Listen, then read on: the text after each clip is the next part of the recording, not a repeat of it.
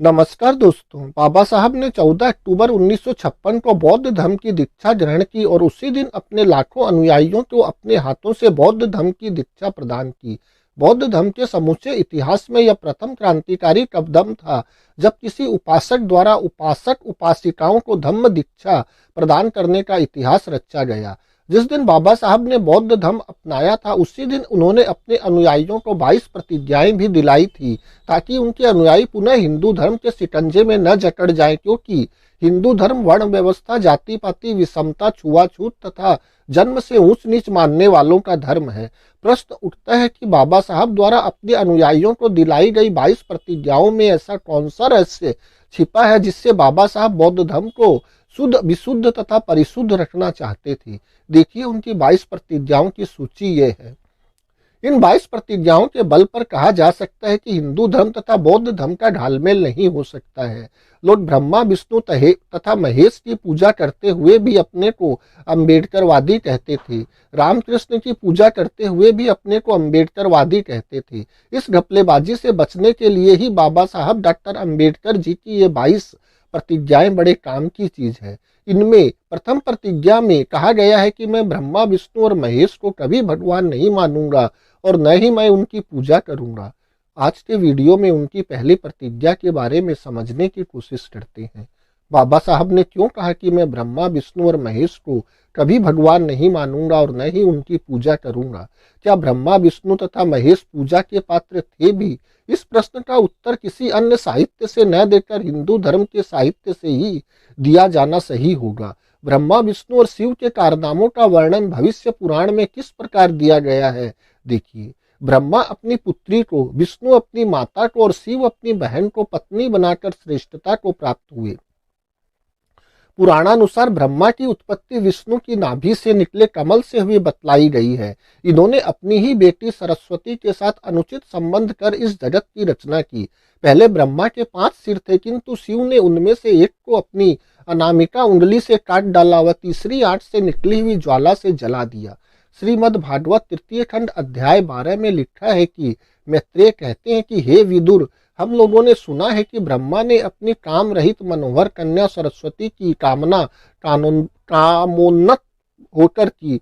पिता की इस अधर्म बुद्धि को देखकर मरीच्यादि पुत्रों ने उन्हें नियम पूर्वक समझाया। ये है हमारे पिता में ब्रह्मा के करिश्मे।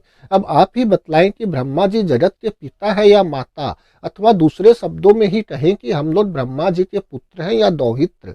ब्रह्मा अपनी अनैतिकता के कारण पूजा के पात्र हैं, पूजा के पात्र नहीं है, क्योंकि वे अपनी ही पुत्री सरस्वती से संभोग कर बैठे। अब आइए त्रिदेवों में विष्णु के चरित्र पर विचार करें। क्या विष्णु भी पूजा के पात्र हैं? बिल्कुल नहीं। असुरों में राजा बलि एक बहुत ही प्रतापशाली तथा धर्मात्मा राजा थे। इन्होंने अपनी दैत्य सेना लेकर एक बार इंद्र की राजधानी अमरावती को घेर लिया। देवगण उस असुर सेना का मुकाबला करने में अपने को असमर्थ जानकर अमरावती छोड़कर भाग गए और वह समृद्धशालिनी विशाल देवनगरी बलि के हाथ लगी। बलि ने अपनी महाविजय के उपलक्ष्य में अश्वमेध यज्ञ करना आरंभ किया। देवताओं को अपनी हार का महादुख हुआ। तब विष्णु वामन रूप धारण कर बलि के उक्त यज्ञ में पहुंचे और उनसे भिक्षा स्वरूप 3 पग पृथ्वी मांगने के बहाने से उनका सारा राज्य छल करके छीन लिया और उसे इंद्र को दे दिया। अब यहाँ पर प्रश्न उठता है कि विष्णु यदि सचमुच परमात्मा थे तो उन्हें इस प्रकार की ठगी करने की क्या जरूरत थी, तथा उन्होंने बलि जैसे उदारचित तथा धर्मात्मा का पक्ष न लेकर इंद्र जैसे कपटी, कुटिल, ईर्ष्यालु तथा इंद्रिय लोलु व्यक्ति का पक्ष क्यों ग्रहण किया? यह बात सभी पुराण पाठकों को भली भांति विदित है कि इंद्र ने किस नीचता के साथ महर्षि गौतम की धर्मपत्नी अहल्या का सतीत्व भंग किया था तथा किस प्रकार दूसरों की उन्नति को अपनी फूटी आंखों से न देख साधु महात्माओं की तपस्या में विघ्न डाला करता था तथा चोर की तरह अश्वमेध घोड़े को चुराया करता था। सच पूछा जाए तो बलि की तुलना में इंद्र उनके चरणों की धूल भी न था, पर विष्णुदेव ने बलि की सारी संपत्ति छीनकर इंद्र को दे दी और बेचारे बलि को रसातल में धकेल दिया। देखिए हिंदू जाति का उत्थान और पतन, पृष्ठ 197-98। विष्णु ने अपनी काली करतूतों का सर्वश्रेष्ठ नमूना उस समय दिखलाया जब वे असुरेंद्र जलंधर की स्त्री वृंदा का सतीत्व अपहरण करने में तनिक भी नहीं हिचकी। उनको वरदान था कि जब तक उसकी स्त्री का सतीत्व अक्षुण्ण बना रहेगा तब तक कोई उसे भी मार नहीं सकता। पर वह इतना अत्याचारी निकला कि उसके वध के लिए विष्णु को परस्त्री दमन जैसे घृणित उपाय का आश्रय लेना पड़ा। रुद्र संहिता युद्ध खंड अध्याय 24 में लिखा है कि विष्णु ने जलंधर दैत्य की राजधानी आकर उसकी स्त्री वृंदा का पातिव्रत्य नष्ट करने का विचार किया। इधर शिव जलंधर के साथ युद्ध कर रहे थे और उधर विष्णु महाराज ने जलंधर का वेश धारण कर उसकी स्त्री वृंदा का सतीत्व नष्ट कर दिया, जिससे वह दैत्य मारा गया।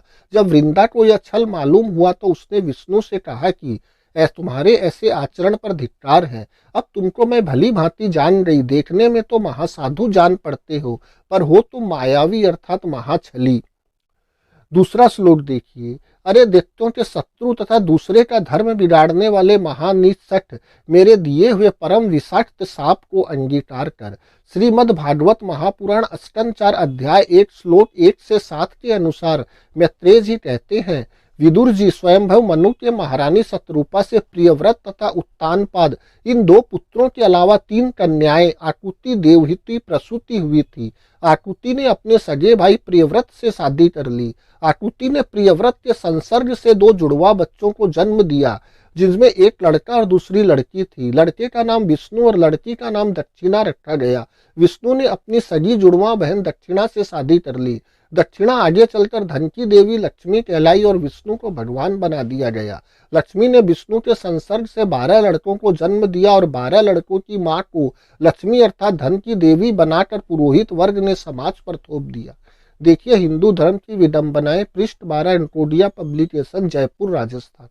त्रिदेवों में प्रधानता की दृष्टि से विष्णु के बाद शिव का ही स्थान है, कारण कि भारतवर्ष में विष्णु के बाद शिव के ही भक्तों, तीर्थ स्थानों तथा मंदिरों की संख्या देखने में आती है। पर ब्रह्मा जी से कोई विशेष संबंध रखने वाला न कोई भक्त दिखाई पड़ता है, न कोई मंदिर और न ही कोई तीर्थ स्थान।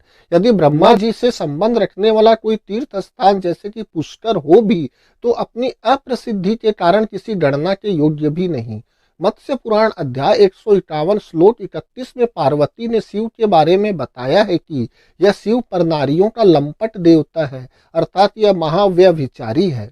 देवी भागवत स्कंद 5 अध्याय 9 का श्लोक 19 वर्णन करता है कि जिस शिव का लिंग दारुवन में जाने व व्याभिचार करने के कारण सांप से कटकर गिर गया, जो कि प्रसिद्ध घटना है, उस शिव की भक्ति जो लोग करेंगे, हे माता, उसको सुख कैसे मिलेगा, अर्थात वे सदैव दुखी रहेंगे।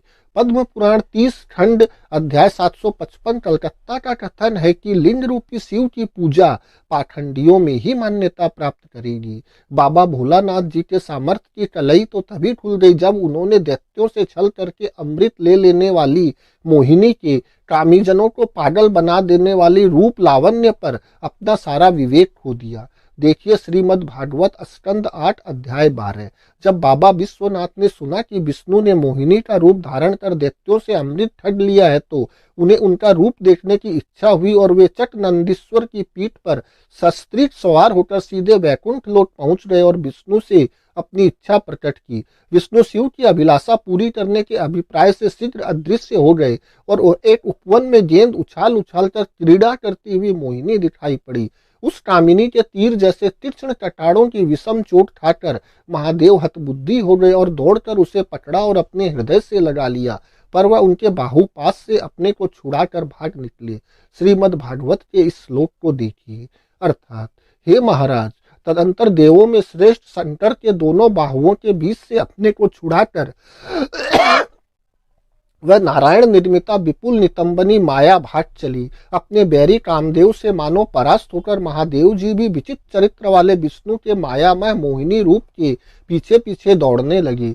पीछा करते करते ऋतुमती हथिनी के अनुगामी हाथी की तरह अमोघ वीर्य महादेव का वीर्य स्खलित होने लगा। शोक और आश्चर्य तो इस बात को लेकर होता है कि महर्षि व्यास की जिस तथाकथित अमर लेखनी ने इन त्रिदेवों की बड़ाई गाते गाते इनकी ईश्वरीय महिमा का पुल बांध दिया, फिर उसी लेखनी ने उन्हें नैतिक पतन के एक महागर्त में ढकेल कर उन्हें रसातल तक भी पहुंचा दिया। यदि ये सचमुच एक ही परमात्मा के कार्यवश 3 भिन्न भिन्न रूप मात्र है, तो ये पामर जीवों की तरह कामादि चित्त विकारों के गुलाम कैसे बन गए? यदि वस्तुतः समर्थ है, तो उनमें मनोनिग्रह की शक्ति क्यों नहीं?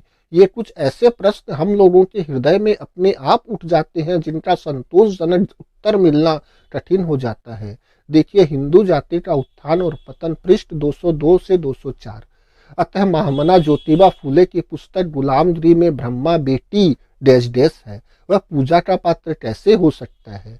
ब्रह्मा वर्ण व्यवस्था के जनक है। ब्रह्मा जन्म के आधार पर ब्राह्मण सर्वोच्चता व सृष्टि का मालिक बनाने के षड्यंत्रकारी है।